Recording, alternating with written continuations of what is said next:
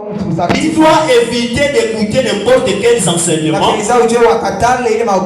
n'importe quelle doctrine, parce que ça risque de toucher ta foi. Parce que tout ce que tu écoutes, ça va produire une forme de foi.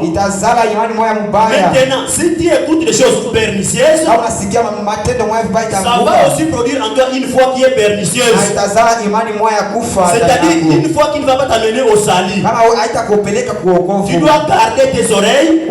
C'est pourquoi nous avons toujours dit qu'un saint de Dieu n'écoute pas tout. Il ne laisse pas n'importe qui. Il vient te raconter des bêtises.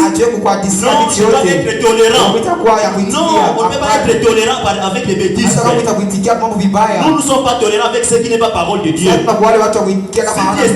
La façon dont ce frère est en train d'amener la chose, ce n'est pas la parole. Il peut influencer ma foi. Directement. Que le Seigneur vous bénisse. Donc tu dois veiller à ce que tu écoutes. Maintenant, j'aimerais aujourd'hui que je puisse ajouter quelque chose. Nous allons essayer de commencer à évoquer ce qui concerne la doctrine des baptêmes. La doctrine des baptêmes. Homme de Dieu, pouvons-nous lire?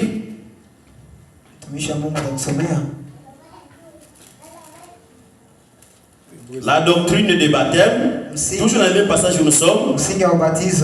Vous allez voir ça. Toujours dans Hébreux 6. Maintenant, vous nous prenez le verset 2. Nous lisons Hébreux 6e chapitre au 2e verset. Nous lisons au nom de Jésus. Amen. De la foi en Dieu, oui. De la doctrine de baptême, oui. De l'imposition de main, de la résurrection des morts et du jugement éternel. Ok. Que le Seigneur bénisse la lecture. Amen. Au verset 2 que l'homme devait de nous lire, nous allons essayer de commencer à parler un peu de la doctrine des baptêmes. La doctrine des baptêmes. Nous vous avons dit en parlant de la doctrine que de tout ce que nous pouvons dire concernant la doctrine, comme étant notre coutume, comme étant notre vie, comme étant notre règle, notre procédure des choses. Alors, parlant de la doctrine comme étant la règle, nous disons que si vous nous suivez attentivement, vous allez comprendre que comme on parle de la doctrine des baptêmes, c'est que c'est toute une règle chez nous dans la doctrine de Jésus-Christ. Maintenant, pendant que nous sommes en train de parler, vous devez aussi nous suivre avec beaucoup d'attention pour vérifier si vous êtes effectivement en règle avec les choses que nous disons conformément au baptême. Le Seigneur vous bénisse. Vous devez nous suivre attentifs. Parce que vous devez vérifier. Est-ce que ce que nous disons, vous êtes en règle avec ça? Parce que si vous pensez à recevoir la doctrine de Christ, sachez que les baptêmes dans la doctrine de Christ, c'est différent des baptêmes dans d'autres doctrines. Est-ce que nous sommes ensemble? Donc, dans cette doctrine des apôtres, la doctrine des saints, les baptêmes c'est différent des autres doctrines. Alors, aujourd'hui, je ne suis pas sûr que je saurais vraiment placer les différents éléments purement doctrinaux. Je n'ai pas éléments de la doctrine, mais je peux essayer au moins d'arranger petit à petit la terre, essayer de creuser un peu pour que lorsque je vais placer un élément doctrinal, que ça soit solidement posé. Est-ce que nous sommes ensemble? Même si tous les prédicateurs ne peuvent pas dire la même façon. Parce que la démarche que moi je peux emprunter par ce n'est pas la démarche que chaque prédicateur va emprunter, non.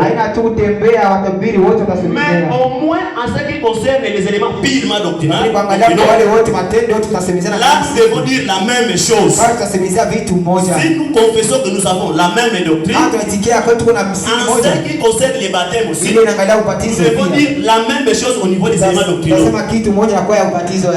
Même si nous sommes différents au niveau de la démarche. Que le Seigneur vous bénisse.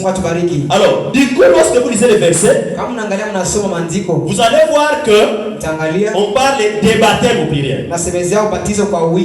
Donc, on parle des baptêmes. C'est-à-dire que dans notre doctrine, il y a plusieurs baptêmes. Vous le suivez? Il y a plusieurs baptêmes. Il faudrait que nous puissions, n'est-ce pas, spécifier chaque baptême pour qu'il n'y ait pas de confusion parmi le peuple. Dans la Bible, nous parle par exemple du baptême. Voyons un peu quelques baptêmes que nous pouvons voir dans la Bible. Prenons d'abord Matthieu chapitre 3, le verset 11. Vous nous apprêtez aussi Marc 1:8. Matthieu chapitre 3 verset 11, nous lisons le nom de Jésus. Amen. Moi je vous baptise d'eau pour vous amener à la repentance. Okay. Mais celui qui vient après moi est plus puissant que moi. Okay. Et je ne suis pas digne de porter ses chaussures. Okay. Lui, il vous baptisera du Saint-Esprit et de feu. Okay. Prenez-nous Marc 1:8. Marc 1:8, nous lisons le nom de Jésus. Amen. Moi je vous ai baptisé d'eau. Lui, il vous baptisera du Saint-Esprit. Avancez. Il vous baptisera du Saint-Esprit. En ce temps-là, Jésus vint de Nazareth en Galilée et il fut baptisé par Jean dans le Jourdain. Ok. Que le Seigneur vous bénisse.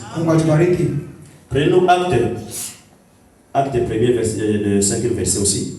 Ça c'est important. Acte 1er, 5e verset, nous lisons le nom de Jésus. Amen. Car Jean a baptisé d'eau, mais vous, dans peu de jours, vous serez baptisés du Saint-Esprit. Okay. J'espère que vous avez suivi les Écritures qui viennent d'être lues. Alors, nous devons savoir, les saints de Dieu, que il y a différents baptêmes dans la Bible. Dans les passages qu'on vient de nous évoquer, vous allez voir clairement que on énumérait les baptêmes. On parle du baptême d'eau. On énumère aussi les baptêmes du Saint-Esprit. On énumère aussi les baptêmes de feu. Que le Seigneur vous bénisse. Vous avez suivi ça? Donc déjà, un seul doit savoir que dans la Bible, il n'y a pas seulement un seul baptême. Non, il y a beaucoup de baptêmes. Il y a les baptêmes d'eau, il y a le baptême du Saint-Esprit, il y a les baptêmes de feu. Il ne faut pas confondre tout ça, que c'est seulement les baptêmes. Que le Seigneur vous bénisse. Amen. Maintenant, écoutez. Nous devons chercher le pourquoi de cette doctrine que le Seigneur a placée dans les Écritures. Parce que parlant des baptêmes, nous devons nous interroger et voir ceux qui nous ont précédés dans la foi, comment ils ont appliqué ça et pourquoi aussi les baptêmes.